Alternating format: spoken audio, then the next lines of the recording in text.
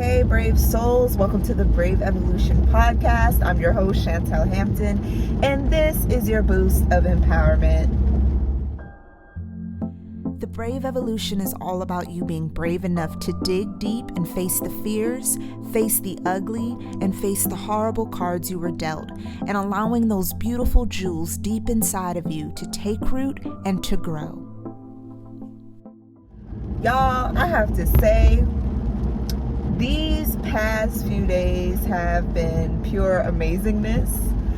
I have felt really good for the most part. You know, I have little hiccups, little glitches, but thankfully I'm so relieved. I mean, when we have moments when you're not dealing with a flare-up, that is praise break moments. Praise break moments. Those are moments where it's just like, oh my gosh, freedom. I want to take on the world, but gotta pace myself. So this month, February, I announced that it's a month of how do I say, healing, being brave enough to heal. And I mean, for me, every month is that, every week is that, every day is that. But healing is mind, body, and soul. And I wanted to share with you the importance of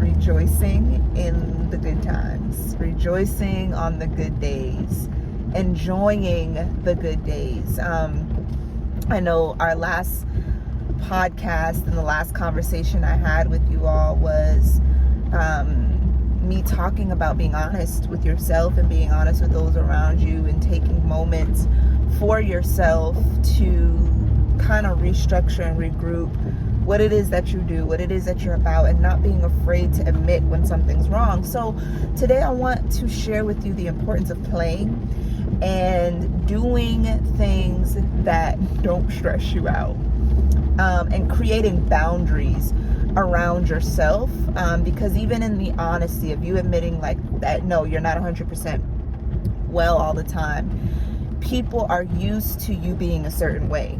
And a lot of times, because they're used to you, like I said, myself being an overachiever and doing the most, people are used to you operating in that role. So for us, when we do say, okay, we're being honest with ourselves, we're not doing well right now, we have to be honest, we have to set boundaries, and we have to create boundaries for ourselves. But then we also, and once we create those boundaries, it's like, well, what do you do with your time? What do you do with yourself? So I've started creating literal like play dates with myself. That might sound funny, but actually I had a dream, and I don't know if I've shared this before, but I had a dream about, it's been about 2 years now, 2 years ago, where I saw, I was at like a conference, and it was like a leadership coaching conference. And I saw a minister who's pretty well known. She came and sat with me like one-on-one. It was like a leadership coaching. She sat with me one-on-one.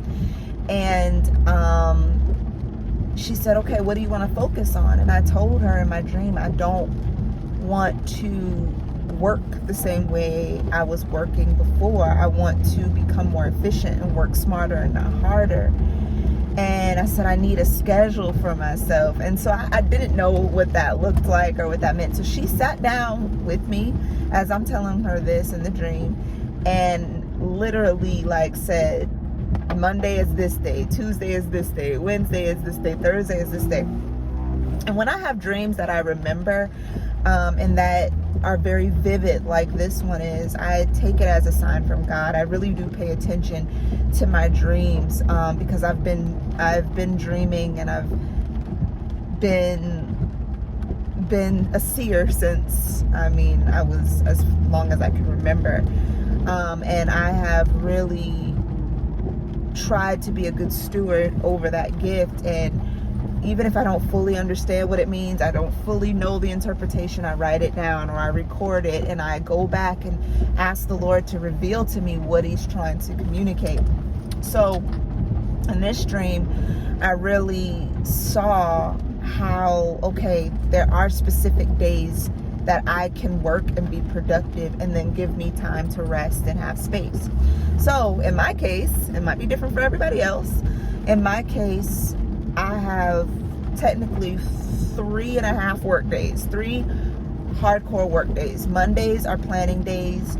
Tuesdays are a play day. Rest, creative day. Wednesdays, work day. Thursdays, work day. Friday, rest.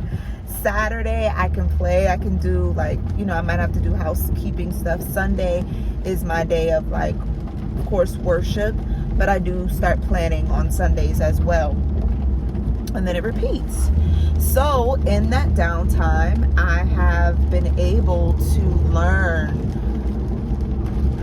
how to really create those boundaries, but set up almost like protective barriers around myself. And be kind and be gentle with myself, but also with other people that may not fully understand. Some things you might need to send an email. I might need to send an email on a Tuesday, but that is okay. And I try to be, patient with myself and patient with other people. But I've went to the store. I went to the store and got creative arts and crafts things. I know as a kid, arts and crafts I loved it so much, and it was my safe space. And so I went to the store and purchased some paint.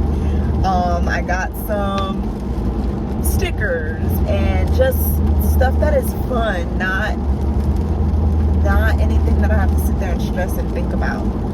And today, actually, I started painting.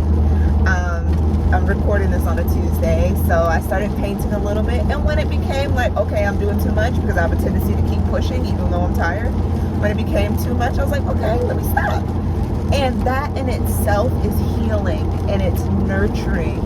And you being able, think about what it is that you did as a kid that you really, really loved. If it's going out, playing basketball, or running, or playing red light, green light. I mean, we may not want to do that now after watching Squid Games, but playing a certain game, or whatever it is, using your imagination to create, that is healing. It's something about releasing the need to keep striving. And sometimes adulting can put you in a position of stress and striving that is not really called for. When they talk about the way Einstein came up with these theories, and this stuff was pretty much downloaded in him because he sat and he rested and he used his imagination, and he was in a place of rest. And when we're in a place of rest, you're actually able to work smarter and not harder. It's almost the beauty of who you are and the reality and the purpose of who you're created to be takes life. It's able to shine when you're at rest. So I wanted to remind you of that today. I don't know if that makes sense or if that resonates with you, but playing is healing. Creating is healing. Be intentional about taking that time to do that. As you're creating boundaries around yourself and people, if it's not a day for you to work, take that time off. If you know you need to spend time with your family, spend time with your family. Don't be on the phone taking a business meeting when it's family time. Take care of you by creating those boundaries and then taking that time to have fun. Have fun. Do you love movies?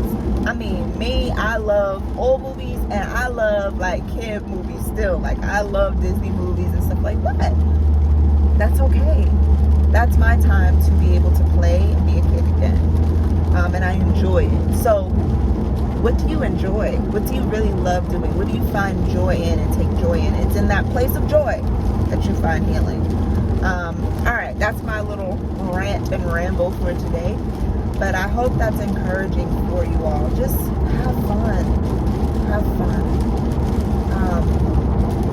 Life is meant to, in the midst of trials, in the midst of suffering, in the midst of pain, we're also supposed to count it all joy. And we're supposed to also enjoy the good things that God did create and give us to enjoy. So I hope that encourages you. All right, I love you all. Until next time.